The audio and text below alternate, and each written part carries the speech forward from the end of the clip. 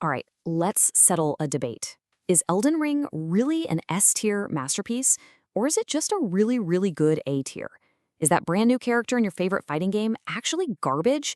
These are the arguments that fuel gaming culture, and they all circle back to one thing, the tier list. Today, we're going to dive deep into what they are, how they work, and why they've become such a huge part of how we all play and talk about games. Look, we've all had that moment. You're staring at Steam or your console library, and there are just so many games. It's almost a paralysis by choice, right? With all these amazing titles screaming for your attention, how in the world do you pick what's actually worth sinking your time into? Well, it turns out most of us are looking for a little help. Get this, a whopping 75% of gamers use tier lists to find new games and figure out what to play next. That's 3 out of every 4 people. That number alone just goes to show you how influential these simple little charts have become. So let's get right into it. If you've ever seen one of these ranking charts and felt kind of lost, don't worry, we're about to make it all make sense. So what exactly is a tier list? At its heart, it's actually super simple. A tier list is just a ranking system. It takes a bunch of things, could be whole games, characters in a game, or even weapons, and it sorts them into different levels or tiers. And that ranking is all based on stuff like how good something is, how powerful it is, or just how much fun it is to play. And this is really the secret to their success.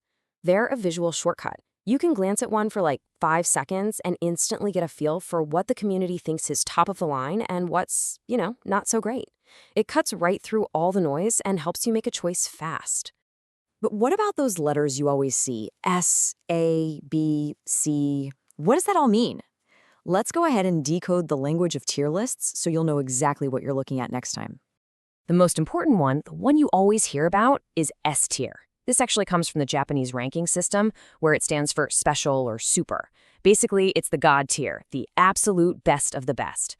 Then you've got A tier, which is for excellent, top-notch stuff that might just have a tiny flaw or two.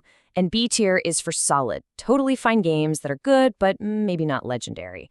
And of course, the list can go all the way down to C, D, or even F for failure. Okay, so we know what they are, we know how to read them, but why? Why should we even care? Why do these simple charts mean so much to millions of people? Well, the answer is actually a lot deeper than you'd think. See, it's so much more than just a ranking. Tier lists help us discover our next favorite game. They guide us so we don't waste our time or money. But maybe the biggest thing is that they start conversations. I mean, nothing gets a community talking or arguing like a hot new tier list. They give us all a common ground to debate and celebrate the games we're passionate about. This quote really hits the nail on the head. A really good tier list isn't just one person's opinion. It's trying to combine objective things, like quality, with subjective things, like popularity, and just that hard-to-describe feeling you get from a game, all into one easy-to-read chart.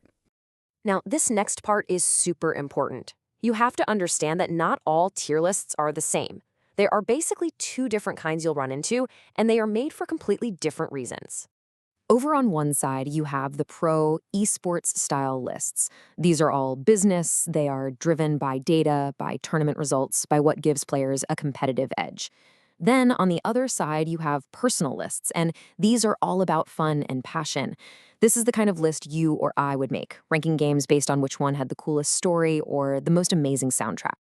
And I mean, you can see the difference immediately, right?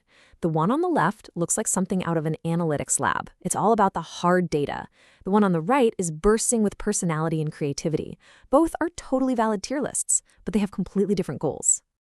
So, after hearing all this, you might be sitting there thinking, hey, I can make a better list than that. And you know what? You absolutely can. Anybody can be the expert. So let's talk about how you can build your very own tier list. It really just comes down to 4 simple steps. First, pick your focus. Don't try to rank every game ever made. Just do something specific, like survival horror games on the PlayStation. Second, decide on your criteria. What makes a game S tier for you? Is it the gameplay, the story? Third, gather your info. Read reviews, see what others think, but most importantly, trust your own experience. And finally, and this is the hardest one, try to be fair and consistent with your ranking. And as you're doing all that, just try to look out for a few common mistakes. It's so easy to let nostalgia trick you into putting your favorite childhood game in S tier, so try to be objective. And also, remember that games are always changing. A tier list you made a year ago could be totally irrelevant now because of updates and patches. It's a snapshot in time. So after all that, let's kind of zoom out for a second. What's the one big thing you should really take away from all of this? Here it is, a tier list is never just a list. It's an active, dynamic tool that actually helps shape the entire gaming world. It influences what we play, it starts huge debates, and it gives the whole global community of gamers a shared way to talk to each other. And really, their reach is just incredible. It doesn't matter if you're a professional esports player trying to figure out the meta, or if you're just a casual gamer looking for something fun to play this weekend. This simple ranking system helps everybody navigate the massive, wonderful universe of video games. So now that you're basically an expert on this, we're going to leave you with one final question to think about.